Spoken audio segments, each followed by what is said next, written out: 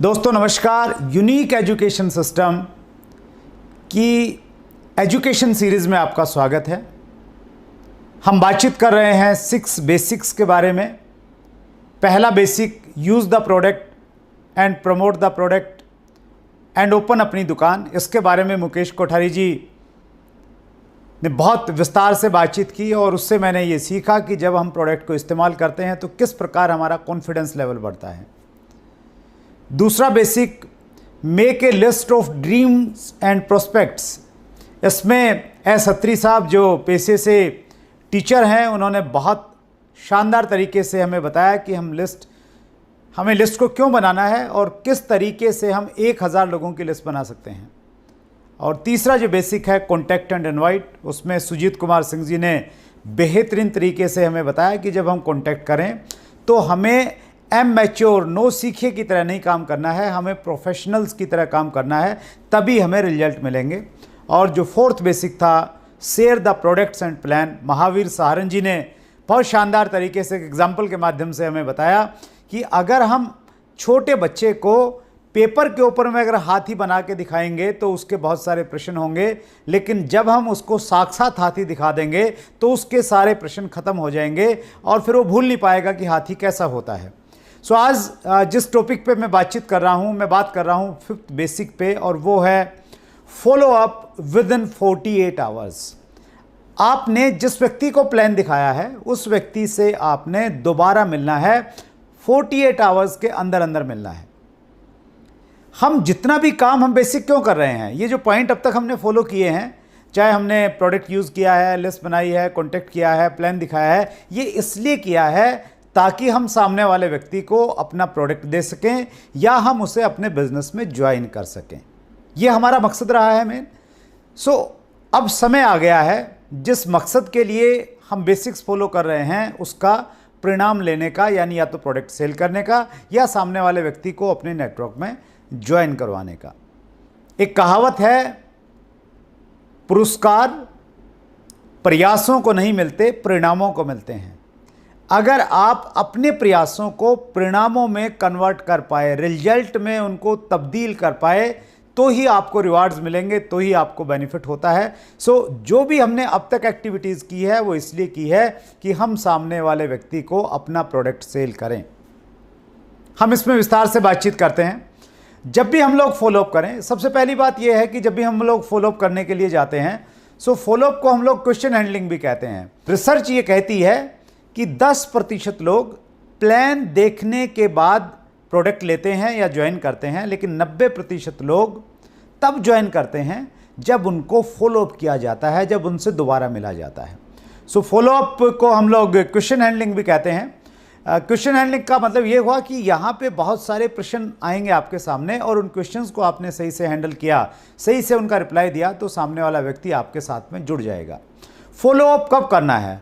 Follow up के generally हम लोग 5 फॉलोअप की बात करते हैं कि 5 बार आपको आइडियली आपको फॉलो करना चाहिए। पहला फॉलोअप कब करना है? पहला फॉलोअप प्लान दिखाने के तुरंत बाद किया जा सकता है। आपने किसी व्यक्ति को प्लान दिखाया, उसके तुरंत बाद भी आप फॉलोअप कर सकते हैं।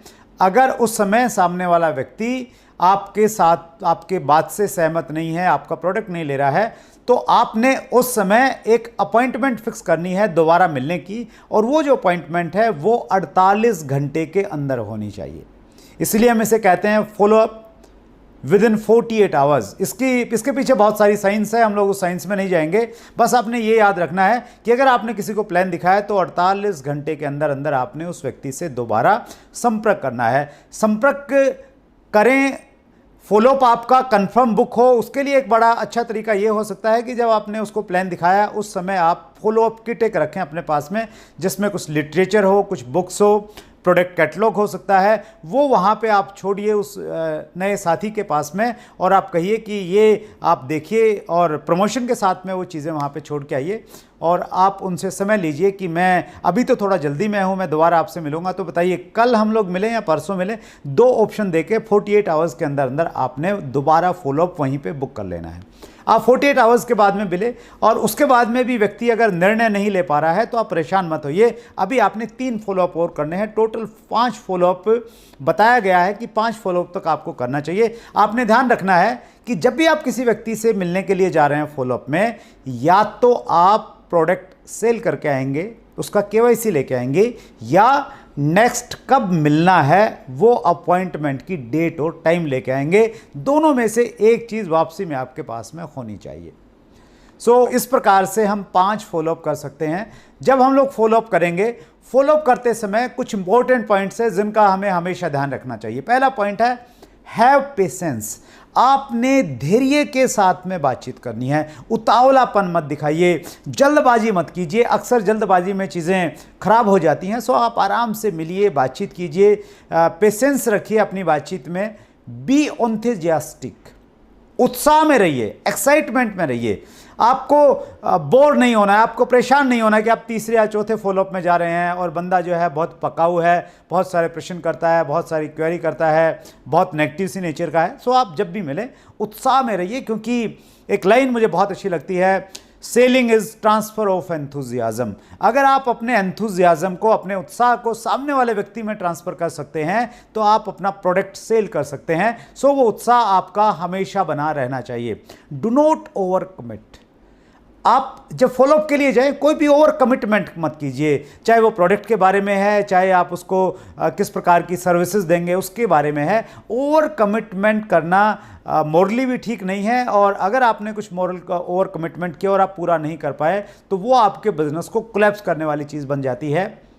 तो fourth point is be honest. ईमानदार रहिए, ईमानदारी से बातचीत कीजिए। जिस प्रोडक्ट के जो परिणाम है वही परिणाम बताइए। और honesty is the best policy. ये हज़ारों साल पहले से रही है और ये आज भी वैसे ही काम करती है। इस दुनिया के जो बहुत बड़े बड़े सेल्स प्रोफेशनल्स हुए हैं, जो कामयाब नेटवर्क मार्केटिंग लीडर्स हुए हैं, उनकी एक खूबी मिलेगी, वो हमेशा ऑनेस्ट रहे हैं। उन्होंने ईमानदारी से काम किया, ईमानदारी से लोगों के साथ में बातचीत की। Do not ask open ended questions. आप फॉलोअप के टाइम में कुछ ओपन एंडेड क्वेश्चंस मत पूछिए। फॉर एग्जाम्पल, बहुत सारे लोग ये पूछते हैं कि तो सर आपको प्लान कैसा लगा, तो इसका वो कुछ भी जवाब दे सकता है। या आप कहते हैं कि तो फिर आपका क्या इरादा है। वही प्रश्न पूछिए जिनका रिप्लाई आपको पहले से ही मालूम है कि ये रिप्लाई आ सकता है। फॉर एग्जाम्पल, आप ये पूछ सकते हैं कि सर मैंने आपको 3 प्रोडक्ट के बारे में बताया, इन 3 में से आपको कौन सा प्रोडक्ट सबसे अच्छा लगा। तो शायद वो तीनों में से एक आपके सामने रखेगा। तो इस प्रकार के प्रश्न पूछिए जिनका पहले से ही उत्तर निर्धारित है। आपकी सीनियर अपलाइन इस बारे में आपकी सहायता करेगी। Do not be emotional. जब आप फॉलोअप में जाते हैं, इमोशनल मत बनिए, भावुक मत बनिए कि वो आपका प्रोडक्ट नहीं ले रहा है, वो आपकी बात नहीं मान रहा है और आप तो इतनी उससे उम्मीद रखते थे। तो इमोशनल मत बनिए। ये जस्ट आपका एक काम है, आप अपना काम करने के लिए गए। आपके पास में एक बहुत बड़ी अपॉर्चुनिटी है, ऊपर वाले ने आपको मौका दिया है जिन लोगों की ज़िंदगी बदलने के लिए। और अगर उसकी किस्मत अच्छी नहीं है तो शायद वो आपकी इस अपॉर्चुनिटी को देख नहीं पा रहा है, तो उसमें भावुक मत होइए। Do not argue. बहस मत कीजिए, आर्गुमेंट में मत जाइए। हमारा मकसद किसी व्यक्ति को हराना नहीं है। हम कोई कोर्ट में नहीं है कि हम दलील देके सामने वाले को हराएंगे। हमारा मकसद है सामने वाले व्यक्ति को बिजनेस में लेना या उसको प्रोडक्ट देने जिससे उसकी हेल्थ बेटर रहे। अगर सामने वाला कैसा भी प्रश्न पूछ रहा है, वो प्रश्न बचकाना हो सकता है, वो बेवकूफ़ी वाला प्रश्न होता है, तो आपने उसका मजाक नहीं उड़ाना है। आपने आर्गुमेंट करने से हमेशा बचना है, क्योंकि आर्गुमेंट में आप जीत जाएंगे तो आपका जो परिणाम है, आपका जो मेन ऑब्जेक्ट है, वो ऑब्जेक्ट आपका पूरा नहीं होने वाला है। Have a proper business kit. आपके पास में एक प्रॉपर बिजनेस की किट होनी चाहिए। एक प्रॉपर आपके पास में बैग होना चाहिए, जिस बैग में सारे टेस्टिमोनियल्स हों, आपके पास में प्रोडक्ट हों, आपके पास में लिटरेचर हों, वो सारी की सारी चीज़ें आपके पास में होनी चाहिए जब आप फॉलोअप करने के लिए जाए। नेक्स्ट पार्ट है फ्रीक्वेंट रिस्पॉन्स स्टेटमेंट्स।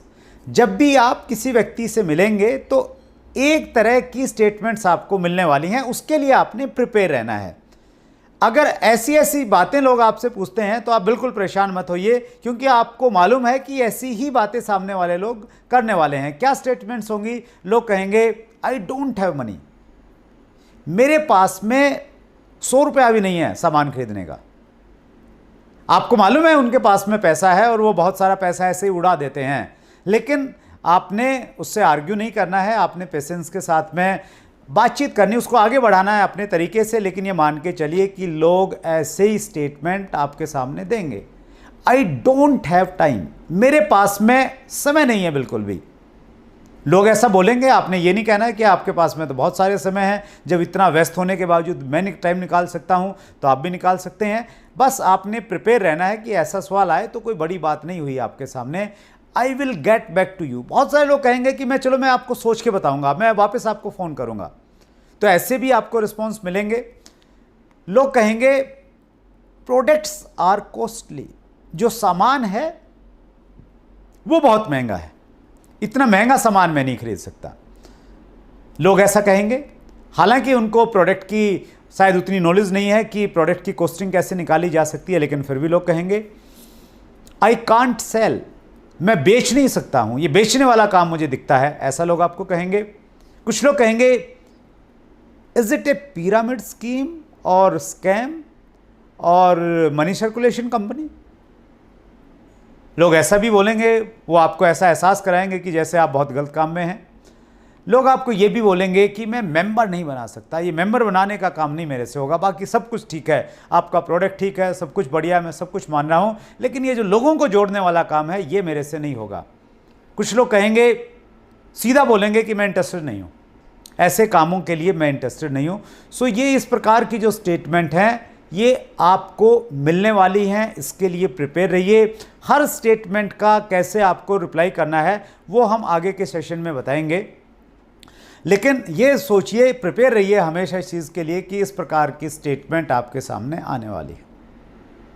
अब इन स्टेटमेंट्स का जवाब कैसे देना है, how to handle questions. Question handling की मैं कुछ टेक्निक्स आपको बताऊंगा, लेकिन उनमें जो सबसे पावरफुल टेक्निक है जिसको मैं बहुत इस्तेमाल करता हूं, और ऐसा लोग कहते हैं कि मेरा लोगों के साथ में व्यवहार थोड़ा एवरेज रहता है, ठीक ठाक रहता है। अगर वो रहता है तो इसलिए रहता है क्योंकि मैं एक टेक्निक का बहुत इस्तेमाल करता हूं, और वो टेक्निक है use feel felt found technique. ये बहुत पावरफुल टेक्निक है।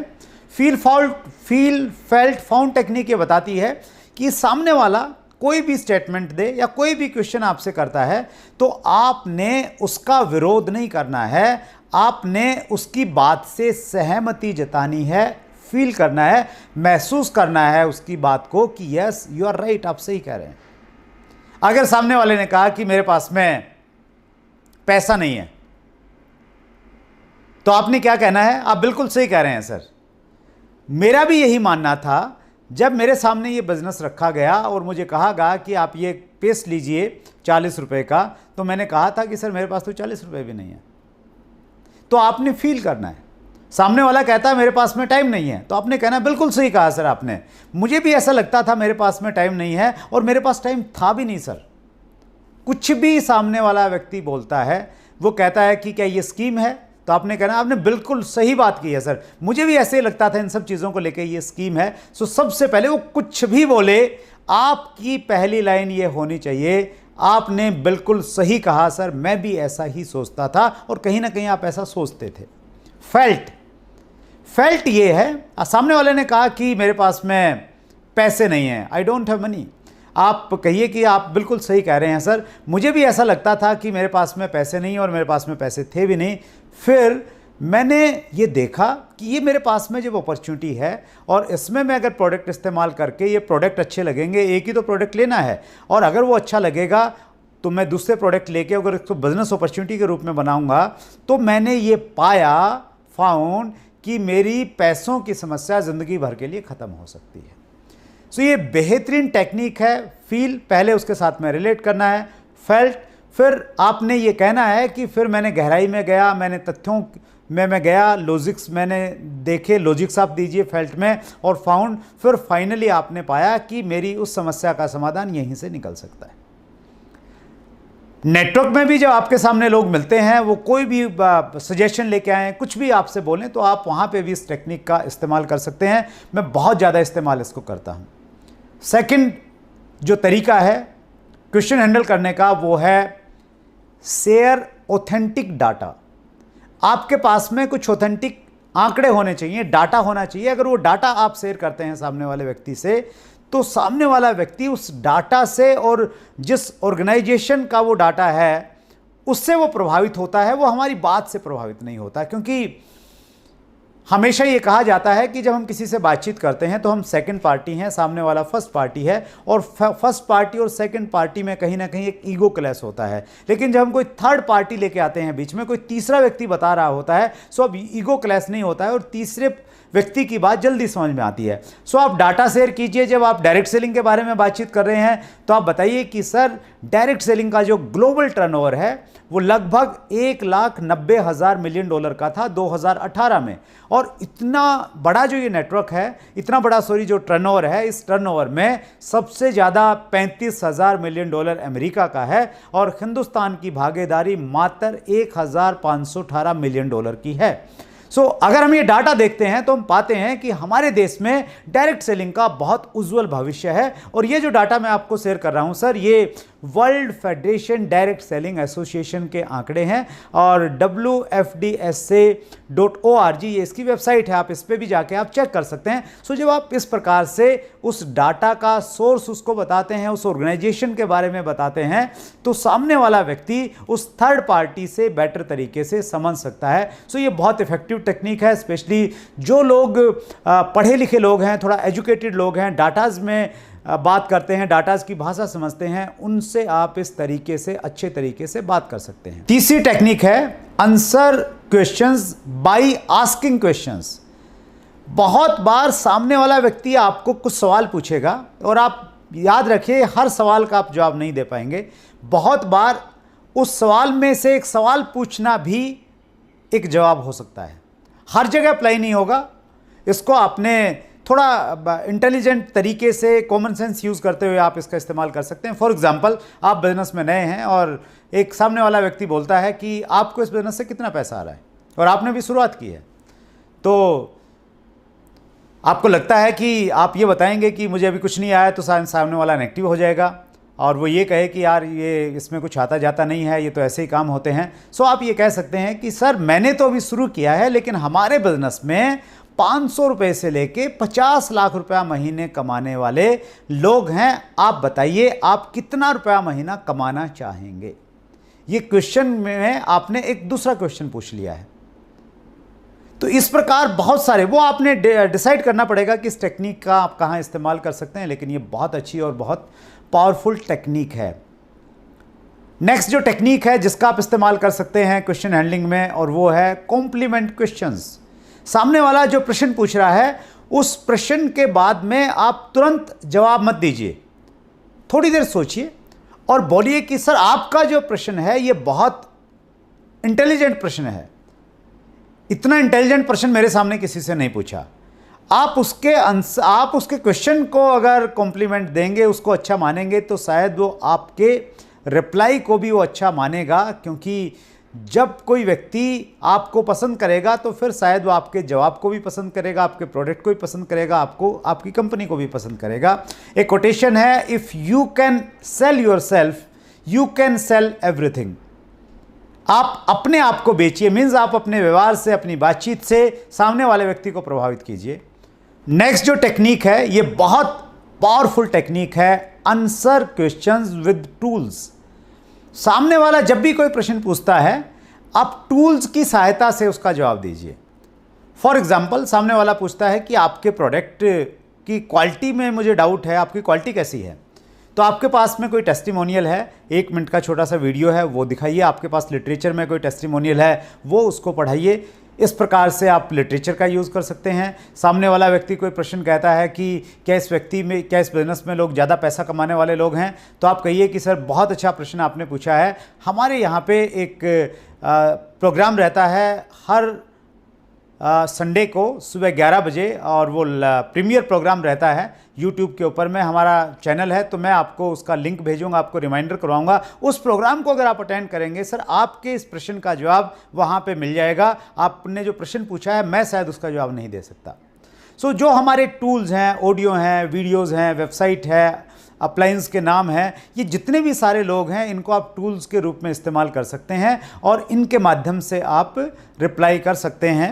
इस प्रकार आप सामने वाले व्यक्ति के प्रश्नों का जवाब देंगे उसकी ईगो को ठेस पहुंचाए बिना। अब टाइम आ गया है, फाइनल टाइम है सेल क्लोजिंग, यानी जो अब तक आपने किया है उसका परिणाम आपको मिले। आपने जो बेसिक्स किए हैं इससे पहले 4 और या फॉलोअप में भी जो इतने सारे स्टेप्स आपने किए हैं इसलिए किए हैं कि आप सामने वाले व्यक्ति को अपना प्रोडक्ट सेल करना चाहते हैं या उसको बिजनेस में ज्वाइन करवाना चाहते हैं। इसके लिए मैं कुछ टेक्निक आपको बताना चाहता हूं। ये बहुत पावरफुल टेक्निक है। ये अगर आपने अपने बिजनेस में अप्लाई कर लिया और आपने अपनी टीम को अगर ये टेक्निक सिखा दी तो फिर आपके परिणाम जो हैं वो कई गुना बढ़ने वाले हैं। इनमें एक टेक्निक है जिसे हम कहते हैं ट्रायल क्लोज। ट्रायल क्लोज का मतलब यह है कि जब आप प्रेजेंटेशन दे रहे हैं, प्रेजेंटेशन के बीच में ही आप ये चेक करते हैं कि सामने वाला आपके प्रोजेक्ट को कितनी गंभीरता से ले रहा है और वो आपके प्रोडक्ट लेगा या नहीं लेगा। उसके लिए मैं अपना एक एग्जांपल देना चाहता हूं। 2010 में जब मैं एक कार खरीदने वाला था तो मैंने डिसाइड किया कि मैं या तो मर्सिडीज़ खरीदूंगा या मैं ऑडी खरीदूंगा, और उन दोनों में से मैं थोड़ा कंफ्यूज था कि कौन सी लेनी चाहिए।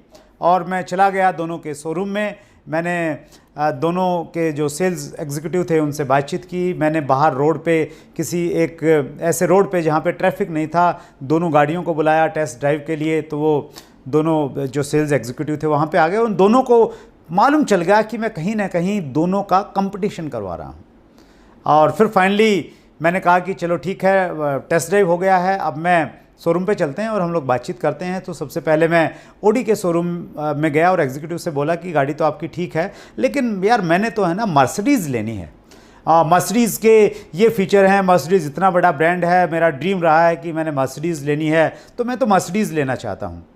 तो ऑडी वाले ने ऑडी के फीचर बताए कि नहीं सर, ऑडी में ये फ़ायदा है, ये है, नए ज़माने की गाड़ी है, ये टेक्निक है, ये मर्सिडीज़ में नहीं है, ये ऑडी में है, और वो सारी की सारी चीज़ें उन्होंने बताई। फिर मैंने कहा कि चलिए ठीक है, मैं एक बार मर्सिडीज़ में भी जाना चाहूँगा और मैं आपको वापस मिलता हूँ। फिर मैं मर्सिडीज़ में गया और मर्सिडीज़ में जाके जो उन्होंने प्लस पॉइंट बताए थे ऑडी के, वो मैंने बताया कि यार ऑडी में तो ये फ़ायदे हैं और मर्सिडीज़ में ये प्रॉब्लम्स है, ये तो पुराने ज़माने की गाड़ी है। सो जो मर्सिडीज़ का सेल्स एग्जीक्यूटिव था, he was a intelligent person और उसने ट्रायल क्लोज को इस्तेमाल किया। जब मैं उसको इस चीज़ में उलझा रहा था, कंपैरिजन करवा रहा था कि ऑडी बेटर है मर्सिडीज़ से, उसने मुझे कहा हंसते हुए कि सर ये तो हम आपको कन्विंस करेंगे कि मर्सिडीज़ क्यों बेटर है, ये तो मैं आपको कन्विंस कर दूंगा, डोंट वरी, लेकिन मैं आपसे ये जानना चाहता हूं अगर आप मर्सिडीज़ लेंगे तो आपको कौन सा कलर पसंद है। तो मैंने पूछा कौन कौन से कलर आते हैं आपके यहाँ पे, तो उन्होंने कई सारे कलर दिखाए और शोरूम में गाड़ी खड़ी थी, वो बोला कि एक ये भी कलर है सर, ये सबसे ज़्यादा बिकता है। मैंने कहा हाँ ये कलर लगता तो मुझे भी अच्छा है। तो उन्होंने कहा कि सर 90% लोग यही कलर खरीदते हैं। और ऐसे करते करते वो कब मुझे ऑडी से निकाल के मर्सिडीज़ में लेके आया और 40 लाख रुपए का चेक मेरे से लेके कब चला गया मुझे मालूम नहीं चला। वो ट्रायल क्लोज थी उनकी कि उन्होंने जहाँ मैं इंटेलिजेंट बन के उसको उलझा रहा था, वो ऐसे निकाला उसने और निकाल के वो मेरे से सेल क्लोज करके चला गया। तो आप भी इस टेक्निक का इस्तेमाल कर सकते हैं। जब आप प्रेजेंटेशन देते हैं, सामने वाले का इंटरेस्ट चेक कर सकते हैं, बीच में उसको जहाँ पे वो उलझा हुआ है उससे बाहर निकाल के दूसरी दिशा में आप डाइवर्ट कर सकते हैं। ये बहुत इफेक्टिव है, लेकिन जब आपका थोड़ा एक्सपीरियंस हो जाएगा आप इसका अच्छे से इस्तेमाल कर सकते हैं। दूसरी जो सेल क्लोजिंग टेक्निक है वो है Ben Franklin closing. Ben Franklin ने एक बहुत अच्छा आइडिया दिया है और बेन फ्रैंकलिन का आइडिया ये कहता है कि जब आप सामने वाले व्यक्ति को कोई प्रोडक्ट सेल कर रहे हैं और सामने वाला व्यक्ति कंफ्यूज है, उसको लगता है कि यार लूँ नहीं लूँ, कोई नुकसान तो नहीं हो जाएगा, उस समय आप क्या कीजिए, एक पेपर लीजिए, पेपर में एक लाइन लगाइए, उसको 2 पार्ट में डिवाइड कर दीजिए और एक साइड में लिखिए फ़ायदे और दूसरी साइड में लिखिए नुकसान, कि अगर वो प्रोडक्ट लेता है तो उसको क्या क्या फ़ायदे होंगे, अगर वो प्रोडक्ट नहीं लेता है तो उसको क्या नुकसान होंगे। यानी अगर वो प्रोडक्ट ले लिया, फॉर एग्जांपल उसने 1000 रुपये का प्रोडक्ट लिया तो उसको क्या क्या फ़ायदे हो जाएंगे, और 1000 रुपये का जो प्रोडक्ट लिया है वो प्रोडक्ट लेने से उसको नुकसान क्या हो जाएगा।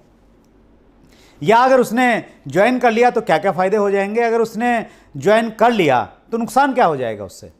तो बेन फ्रैंकलिन ये कहते हैं कि जब आप पेपर के ऊपर में सामने वाले को नंबर्स के साथ में बताते हैं कि देखिए आप ये प्रोडक्ट इस्तेमाल करेंगे तो इससे फ़ायदा आपको ये होगा कि आपको ओरिजिनल प्रोडक्ट मिलेंगे, दूसरा फ़ायदा ये होगा कि आपको बाज़ार से थोड़ा कम रेट में मिलेंगे और इंटरनेशनल लेवल की क्वालिटी के प्रोडक्ट मिलेंगे, तीसरा फ़ायदा ये होगा कि अगर आप इसको रिटेल करेंगे तो आपको एक रिटेल मार्जिन मिलेगा, चौथा बेनिफिट ये होगा कि आप इसको एक बिज़नेस अपॉर्चुनिटी के रूप में भी इस्तेमाल कर सकते हैं। सो जब आप फ़ायदे की लिस्ट गिनाएंगे तो वो लिस्ट बहुत लंबी हो जाएगी, और जब नुकसान की लिस्ट गिनाएंगे तो नुकसान शायद कुछ होगा नहीं, या ज़्यादा से ज़्यादा ये होगा कि भाई ये 1000 रुपये के प्रोडक्ट जो हैं ये ख़राब निकल गए और आपको 1000 रुपये का नुकसान होगा तो बस यही हो सकता है ज़्यादा से ज़्यादा। तो जब आप पेपर पे किसी व्यक्ति को ये बताते हैं तो सामने वाले व्यक्ति को निर्णय लेने में आसानी होती है और उसको लगता है कि यार प्रॉफिट ज़्यादा है, फ़ायदे ज़्यादा हैं, नुकसान तो बहुत कम है, और इतना चलो मान लिया नुकसान हो भी जाएगा तो मैं इतना रिस्क ले सकता हूँ। सो ये बहुत इफेक्टिव टेक्निक है, बहुत पुरानी टेक्निक है लेकिन आज भी काम करती है। तीसरी जो टेक्निक है उससे हम कहते हैं पॉइंटेड क्लोजिंग। पॉइंटेड क्लोजिंग थोड़ी सी एग्रेसिव क्लोजिंग है, और इस क्लोजिंग में आप ये करते हैं कि सामने वाले को आपने प्लान दिखाया और प्लान दिखाते दिखाते आपने प्लान ख़त्म होने के बाद में तुरंत फॉलोअप किया और आपने पॉइंटेड क्लोज इस प्रकार से आप करेंगे तो आप ये कहेंगे कि सर देखिए ये हमारा प्लान था, बेहतरीन प्लान है और मुझे लगता है कि आपको ज़रूर ये अच्छा लगा होगा, बस मुझे आपके सर डॉक्यूमेंट्स चाहिए, कुछ आपका एक आधार कार्ड चाहिए सर, आपका एक बैंक का आपका अकाउंट की डिटेल चाहिए सर, तो इस प्रकार से ये डॉक्यूमेंट्स आप चाहिए, यानी आप सीधा पॉइंट पे आ गए, पॉइंटेड क्लोजिंग। सो ये भी थोड़ा सा आपने डिपेंड करता है कि आप कहाँ इसका इस्तेमाल कर रहे हैं, ये आपने देखना पड़ेगा, कॉमन सेंस यूज़ करना पड़ेगा कि किस व्यक्ति पे आप कौन सी सेल क्लोजिंग की टेक्निक आप इस्तेमाल कर सकते हैं। चौथी जो टेक्निक है वो है कंडीशनल क्लोज। कंडीशनल क्लोज में ये रहता है, देखिए सामने वाला व्यक्ति चाहे 100 रुपये का प्रोडक्ट ले या 10,000 रुपये का प्रोडक्ट ले, वो कहीं ना कहीं डाउटफुल है कि मुझे नुकसान तो नहीं हो जाएगा, कहीं मैं लुटपिट तो नहीं जाऊंगा। तो उस प्रकार का एक नेचुरल एक वो डाउट क्रिएट होता है जब हम भी कोई प्रोडक्ट लेते हैं तो हमारे पास में भी हमारी भी यही स्थिति होती है। सो यहाँ पे आप कंडीशनल क्लोजिंग का इस्तेमाल कर सकते हैं। कंडीशनल क्लोजिंग कैसे, आप ये कह सकते हैं कि सर ये प्रोडक्ट आप रखिए, इसको इस्तेमाल कीजिए, और अगर आपको ये प्रोडक्ट पसंद नहीं आया तो मैं 2 दिन के बाद मैं दोबारा आपसे मिलूंगा, उस समय आप ये प्रोडक्ट मुझे वापस दे दीजिएगा और मैं आपका पैसा रिटर्न कर दूंगा आपको। तो ये कंडीशनल क्लोजिंग है, आपने प्रोडक्ट दिया, इस कंडीशन पे दिया कि अगर इस्तेमाल नहीं हुआ तो आप वापस ले लेंगे। सो सामने वाला फिर आपके साथ आपका प्रोडक्ट ले लेता है। और जो लास्ट टेक्निक है ये भी बहुत इंपॉर्टेंट टेक्निक है, और डायरेक्ट सेलिंग में स्पेशली हम लोग इसका बहुत इस्तेमाल करते थे, मैं बहुत इस्तेमाल करता था, और इस टेक्निक को कहते हैं do not miss the opportunity close. यानी हम सामने वाले को ये बताते हैं कि अगर आज आप मेरे साथ में जुड़ गए तो आपको क्या फ़ायदा होने वाला है, और वो फ़ायदा क्या होगा। शायद आपने पहले कुछ लोगों से बातचीत कर रखी है, वो लोग ऑलमोस्ट तैयार हैं ज्वाइन करने के लिए, लेकिन उन्होंने अपना KYC नहीं दिया है। तो आप ये कह सकते हैं कि सर मेरी एक व्यक्ति से बात हो रखी है, उसने ज्वाइन करना है, उसके KYC मेरे पास में भी आने वाले हैं, आप अगर इसी समय मुझे अपना KYC दे देंगे तो उस व्यक्ति को मैंने स्पॉन्सर करना है, उसको मैं आपके नीचे स्पॉन्सर कर सकता हूं। ये एक टेक्निक है, इसका इस्तेमाल आप कर सकते हैं, और इस मामले में स्पेशली पर्टिकुलर इस टेक्निक में आप अपने अपलाइन से भी काउंसलिंग कर सकते हैं। सो ये जो टेक्निक है सेल क्लोजिंग की टेक्निक, ये बहुत इफेक्टिव टेक्निक है। लोग 10 रुपये का प्रोडक्ट बेचते हैं या 10 करोड़ का प्रोडक्ट बेचते हैं, इन टेक्निक में से किसी न किसी टेक्निक का इस्तेमाल किया जाता है। और मैंने अगर आज बहुत बड़ा नेटवर्क बनाया है तो कहीं ना कहीं इन्हीं सब चीज़ों का किसी न किसी रूप में मैंने इस्तेमाल किया है। मुझे उम्मीद है कि आपको ये टेक्निक्स अच्छी लगी होंगी, और कोई भी चीज़ अगर आपको अच्छी लगती है लेकिन अगर आपने उसको अप्लाई नहीं किया है, आप उसको व्यवहार में नहीं लेके आ रहे हैं, आप उसका इस्तेमाल नहीं कर रहे हैं, तो वो सारी की सारी चीज़ें आपके लिए व्यर्थ हो जाती हैं। एक कोटेशन है, knowing and not doing is equal to not knowing. यानी जानना और नहीं करना का मतलब है नहीं जानना, यानी आपने कुछ जाना ही नहीं है। सो इन टेक्निक को आप अप्लाई कीजिए, अपनी टीम में इसके बारे में बातचीत कीजिए, और यूनिक एजुकेशन सिस्टम की तरफ से जो ये एक बेहतरीन कार्यक्रम चल रहा है एजुकेशन की सीरीज़, इसको आप फॉलो करते जाइए। बेसिक्स हम लोग कंप्लीट करने वाले हैं, उसके बाद हम कोर पे बातचीत करेंगे, हम लोग कार्डिनल पे बातचीत करेंगे। और जैसे ही आपको मालूम है कि सोमवार से शनिवार तक हर रोज़ 7 बजे हमारा एक ट्रेनिंग प्रोग्राम रहता है और संडे को एक बड़ा कार्यक्रम हम लोगों का रहता है। एक शानदार लीडर्स एक सेमिनार लेता है आपके लिए, 11 बजे का उसका टाइमिंग रहता है। और अब तक अगर आपने यूनिक एजुकेशन सिस्टम चैनल को अगर सब्सक्राइब नहीं किया है तो इतनी सारी इन्फॉर्मेशन आपको मिलेंगी कैसे। सो सब्सक्राइब कीजिए, अपनी टीम को सब्सक्राइब करवाइए, बेल आइकन दबा दीजिए ताकि सारी इन्फॉर्मेशंस आपके पास में आए। मैं यूनिक एजुकेशन सिस्टम का बहुत धन्यवाद करता हूं और जो हमारे प्रेसिडेंट हैं मुकेश कोठारी सर, उनका धन्यवाद करता हूं। पहले जिन स्पीकर्स ने 4 बेसिक्स के बारे में बातचीत की, मुकेश कोठारी सर उनमें स्वयं थे, अत्री साहब उसमें थे, सुजीत कुमार सिंह थे और महावीर साहरन जी थे। मैं उनका आभार प्रकट करता हूँ। थैंक यू वेरी मच, बहुत बहुत धन्यवाद।